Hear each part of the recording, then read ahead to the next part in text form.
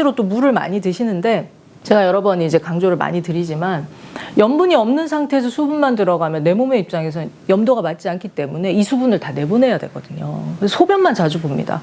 아, 나 변비라 그래가지고 나 물 이렇게 막 몇 리터씩 먹고 있는데 화장실 너무 자주 간다고 자다가 주무시다가도 가고 수시로 화장실 가고 결국은 더 탈수가 일어나거든요. 물 다 빼버리니까. 그래서 이때는 소금이 좀 강력하게 좀 필요합니다. 선생님 그 고마운 TV에 보면은 네. 소금과 무엇을 함께 드시면 변비를 탈출하고 장 건강에 도움이 된다고 하셨는데요. 이 부분에 대해서 좀 궁금하거든요. 좀 알려주십시오. 네. 변비로 고생하시는 분들 꽤 많습니다. 특히 이제 연세 드신 분들은 이게 너무 고통스러워가지고 애 낳는 것보다 힘들다 이런 얘기 하실 정도로 힘드신 분들도 있거든요. 근데 내 몸에서 나오는 모든 나의 어떤 그 분비물들은 나를 사실 표현하는 거잖아요. 나의 상태를. 마지막 나의 배설물인 분비물인 이 변도 내 에너지 상태를 사실은 드러내고 있습니다. 그래서 변비가 좀 종류에 따라 조금 다르긴 한데 가장 좀 힘들고 심각한 변비가 바로 이 좀 소금 부족일 때 오는 변비긴 합니다. 그 변비 전에 일단 뭐 몇 가지 종류를 좀 말씀을 드리면요. 첫 번째는 변이 좀 가늘고 약간 푸르죽죽하면서 좀 신내가 확 나는 그런 변이 있습니다. 항상 변이 좀 가는 거죠. 아이들이 그래서 그런 변 보면 예전 엄마들이 뭐라 그러냐면 얘가 놀랐나 막 이러거든요. 그래서 가는 상태의 어떤 에너지인 거죠. 가늘게 이렇게. 그 얘기는 뭐냐면 몸의 긴장감이 상당히 좀 높다라고 볼 수 있습니다. 마지막 이것까지 쫙 가늘게 이렇게 쫙 짜서 나오기 때문에. 그래서 뭐 굳이 설명을 드리자면은 이제 간담 기능이 조금 떨어져 있을 수 있다. 물론 뭐 병원에서 진단받는 그런 정도는 아니고요. 병원에서 진단을 받으려면 사실은 뭐 물질의 변형이 일어나거나 수치상의 변화가 명확하게 있을 때 진단을 받잖아요.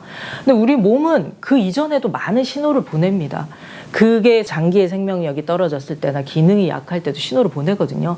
그래서 그렇게 가늘고 좀 긴장, 좀 이렇게 좀 푸르죽죽한 변을 본다 그러면 그거는 긴장감이 높구나 그렇게 볼 수 있는 거죠. 그럼 이 긴장감을 풀어주는 것은 또 어떤 건가 좀 쉬게 해줘야 되잖아요. 긴장감이 높은 분들은 쉬지를 못하거든요.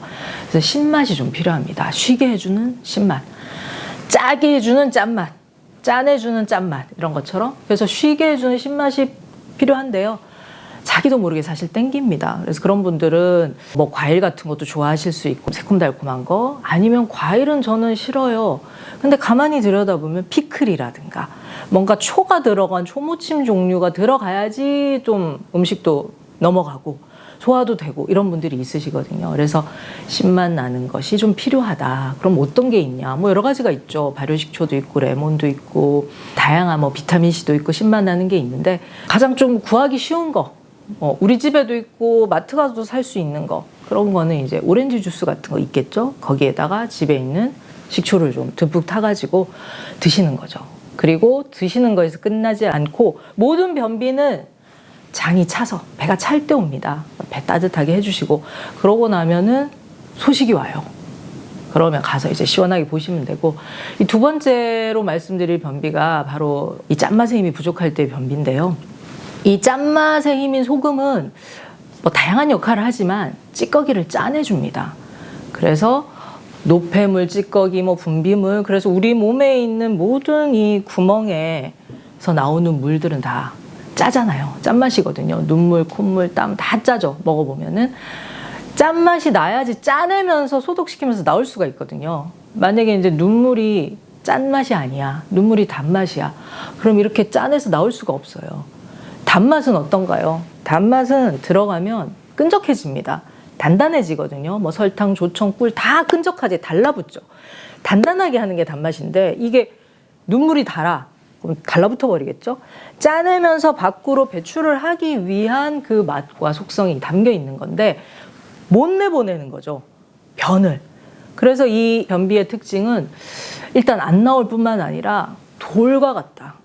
돌덩이 같다. 흔히 이제 노인성 변비라고 하는데 이 변을 보기 위해서 뭐 피가 난다든지 정말 고생 많이 하십니다. 너무 돌과 같아가지고 또 파내시기도 하고요. 관장도 하고요. 안 돼요, 근데. 그리고 어떻게 억지로 이 변을 보셨는데 그 변기가 막혀가지고 사람을 불러야 될 지경일 수도 있습니다. 변이 아닌 거죠. 그냥 막대기가 박혀 있다고 생각하시면 되거든요. 그러니까 이 변을 한번 볼 때마다 너무 두렵고 며칠에 한번 갈까 말까 너무 스트레스고, 그러니까 내 몸이 이걸 미끌미끌하게, 소금의 힘이 미끌미끌하게 짜내는 힘이거든요. 쭉쭉쭉쭉 안 되는 거죠. 그 힘이 부족하다 보니까. 아, 근데 변비에 물 많이 먹으면 좋대 해가지고 억지로 또 물을 많이 드시는데, 제가 여러 번 이제 강조를 많이 드리지만 염분이 없는 상태에서 수분만 들어가면 내 몸의 입장에서는 염도가 맞지 않기 때문에 이 수분을 다 내보내야 되거든요. 그래서 소변만 자주 봅니다. 아, 나 변비라 그래가지고 난 물 이렇게 막 몇 리터씩 먹고 있는데 화장실 너무 자주 간다고, 자다가 주무시다가도 가고 수시로 화장실 가고 결국은 더 탈수가 일어나거든요. 물 다 빼버리니까. 그래서 이때는 소금이 좀 강력하게 좀 필요합니다. 근데 어떤 분들은 소금을 드시고 변비가 해결된 게 너무 좋다 이런 얘기를 하시는가 하면, 어떤 분들은 난 먹었는데 변비 해결이 안 된다 이런 분들이 계세요. 그러면 그런 분들은 어떤 경우냐? 필요 충분 조건이 맞지 않는 경우입니다. 몸이 필요는 하는데 충분하게 들어오지 않는 거죠. 그래서 뭐 예를 들어서 몸이 원하는 건 지금 한 20g 정도의 소금이야. 그 이상 좀 들어와 줘야 되는데 나는 한 3g 정도 먹고 소금물 하루 한 잔 먹었는데 왜 안 나오지 변? 그러시는 거죠. 그러면서 아니 소금 먹으면 뭐 변비 해결된다면서 난 왜 해결이 안 돼요? 그래서 그런 경우는 좀 양이 부족하셨거나 또 소금은 드셨는데 좀 배를 따뜻하게 안 하셨다든지 뭐 그런 문제가 있을 수는 있죠. 그래서 이 변비는 짠맛의 힘이 들어가서 쭉쭉쭉 짜줘야 된다, 찌꺼기를. 그러면 시원하게 쑥 빠집니다. 근데 소금을 좀 드시기가 만약에 힘들다 그러면은 된장, 간장차라도 타서 드시고 다시마라도 드시고 이 바다에서 나는 해조류 같은 것들 좀 적극 활용하시면서 이렇게 해주시면 좋고요. 근데 그렇게 고통스러운 변비인데 사실 소금을 못 드실 것도 없잖아요. 약도 다 드시는데. 드시면은 짠맛에 짜내는 힘을 통해 가지고 잘 나올 수 있고요.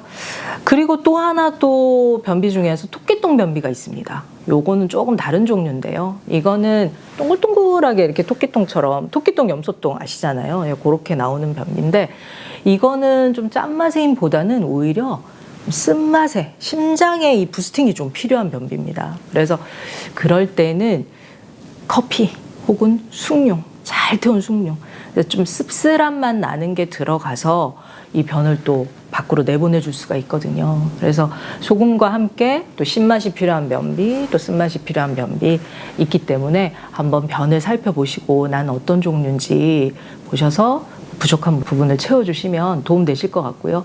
그러나 연세 드신 분들의 상당수는 사실 이 짠맛의 힘이 부족한 변비가 굉장히 많다. 돌 같은 변비, 잘 빠져나오지 않는 변비가 대부분입니다. 네. 선생님, 제가 추가 질문 하나만 더 하겠습니다. 네.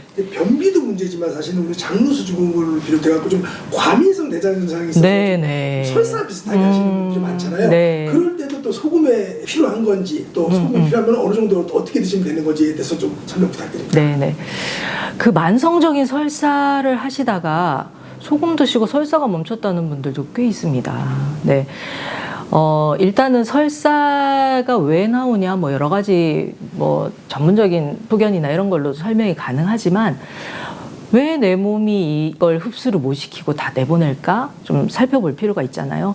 그 말단까지, 마지막에 있는 그 말단까지 충분히 혈액 공급이 안 가고 거기에 많이 식어 있는 분들이 그렇거든요. 그래서 그리고 왜 과민성이 되냐? 과민성이라고 했을 때 주로 내가 신경을 쓴다든지 긴장을 한다든지 그러면 교감신경이 황진이 되잖아요. 그리고 걱정거리 있어, 신경 쓸 일 있어, 기분 나쁜 일 있어, 뭐 아니면 스트레스 있어. 그럼 순간적으로 머리 쪽으로 피가 확 쏠립니다. 여기에 과도하게 확 이렇게 가 있는 거죠. 그러면 그 고민, 그 생각 막 이렇게. 그럼 아래쪽에 있는 말단까지, 그 대장, 직장의 그 말단까지는 혈액이 충분히 가지 않는 경우가 많거든요. 그래서 대체로 그 과민성 대장 증후군이 있는 분들 같은 경우는 좀 긴장감이 높고 좀 예민하시고 몸이 찬 분들이 많으세요. 그래서 그 긴장감을 또 풀어주고 거기까지 혈액을 충분히 보내줄 수 있고 또 염증을 잡아주는 작업을 하는 게 또 이 소금의 힘이다 보니까 소금을 드시고 오히려 과민성 대장 증상 부분하고 설사가 해결됐다는 분들도 많으시고, 또 염분이 너무 부족하다가 염분이 채워지면서 내 몸이 비로소 수분을 제대로 좀 흡수할 수 있는 몸이 된 거죠. 그러니까 이 변이 형태가 만들어집니다. 그전에는 워낙 몸에 이제 염분이 부족하다 보니까 수분을 다 소변, 내변으로 다 빼낼 수밖에 없었는데 염분이 채워지면서 좀 형태가 있는 변을 본다. 변이 예뻐졌다. 또 그런 얘기 하시는 분들도 꽤 많습니다. 네, 그래서 경우는 굉장히 다른 것 같지만 사실은 크게 원리로 보면 같은 원리라고 보시면 될 것 같습니다. 네. 선생님 정리를 하자면 변비든 설사든 다 이게 소금이 부족해서 일어나는 현상이라고 다 그렇진 않습니다. 네네, 그렇진 않는데 그 설사가 또 소금을 통해 가지고 해결이 되는 분들도 있고요. 그렇지 않은 분들도 있습니다. 뭐 다른 원인이 있으실 수도 있기 때문에 그거는 이제 찾아봐야겠지만, 또 많은 분들이 만성적으로 이렇게 설사 비슷하게 변을 지리거나 이렇게 하셨던 분들이 변의 형태가 좋아졌다는 분들도 꽤 많기 때문에 염증이 다스려지고 몸에서의 수분 조절과 전해질 균형이 맞아지면서 그 부분이 해결되는 분들도 꽤 많습니다. 네.